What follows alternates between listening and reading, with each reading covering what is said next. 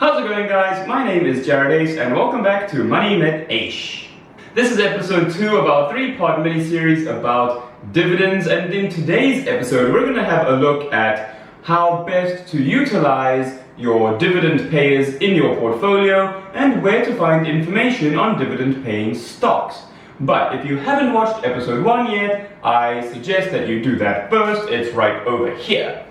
Please remember to like the video, subscribe to the channel and hit that bell notification, but also keep in mind that my videos do not constitute financial advice. This is just for entertainment and education purposes only. This is not financial advice. I am not a financial advisor. This is a blank cup. Blank cups. Put your logo on my cup. So let's get into it.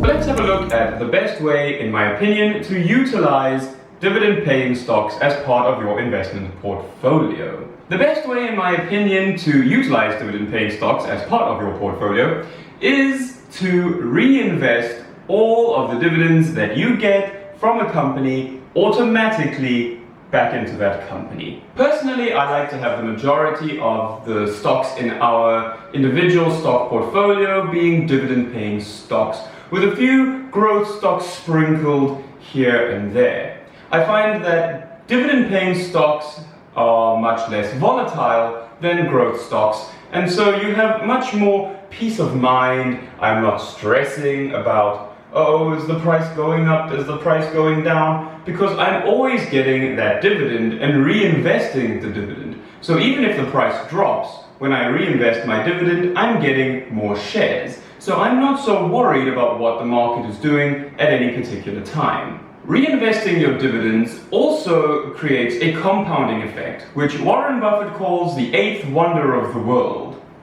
And as you get your dividends paid to you and you're reinvesting your dividends, you're buying more shares with those dividends, which means that your next dividend is bigger, and you're buying more shares with the bigger dividend, and it just keeps going, and the more you buy, the more you get, and it's just this huge snowball that starts to build over time.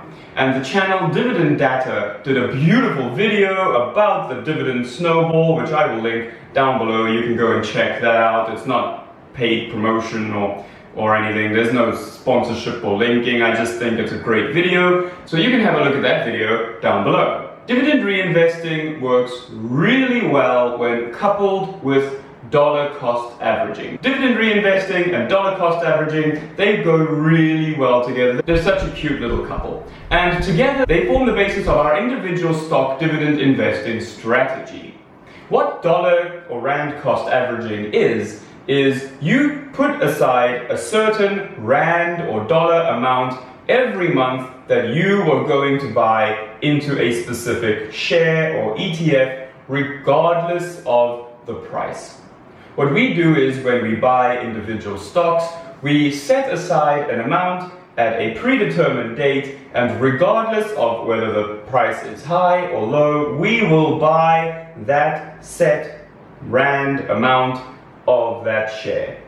Obviously, when the share price is higher, you're getting fewer shares, but when the share price falls, you're getting far more shares. And since dividends are determined by how much you hold, how many shares you hold, and not how much you paid for them, that will affect your dividend yield, but not really how much dividend you get. So since the dividend is determined by how much stock you hold, you're getting more dividends, you're adding to that snowball, and it's gaining momentum along the way. Dollar cost averaging also gives you an average share price over the period in which you're investing, instead of trying to time the market to get the best price. So these two strategies combined together in their little couple allow for your dividends to get bigger and bigger with each dividend payment, since you are continually adding to how much stock you own, and therefore your dividends get bigger every time.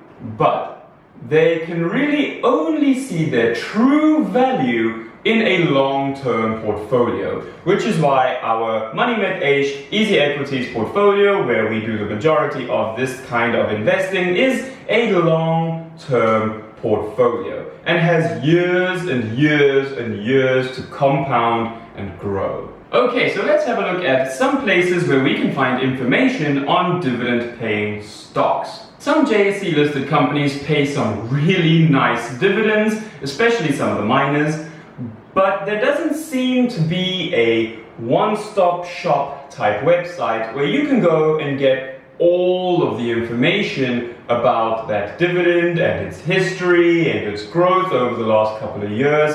The same way you can go on SeekingAlpha and get all of the information on US listed companies. Websites like Moneyweb give you some basic information about the dividend yield and when last the dividend was paid, but that's really about it as far as free content goes.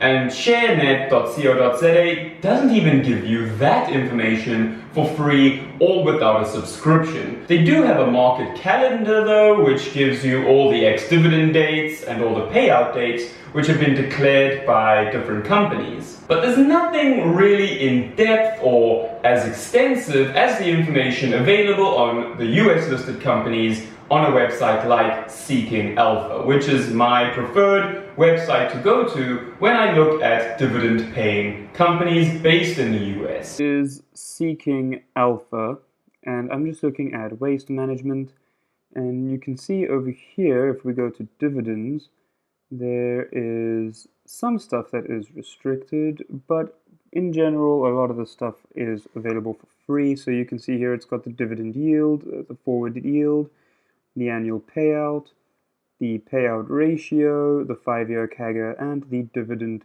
growth. We can also go into what the dividend estimates are, the consensus dividend estimates looking or forecasting to 2023, what we can expect from the company.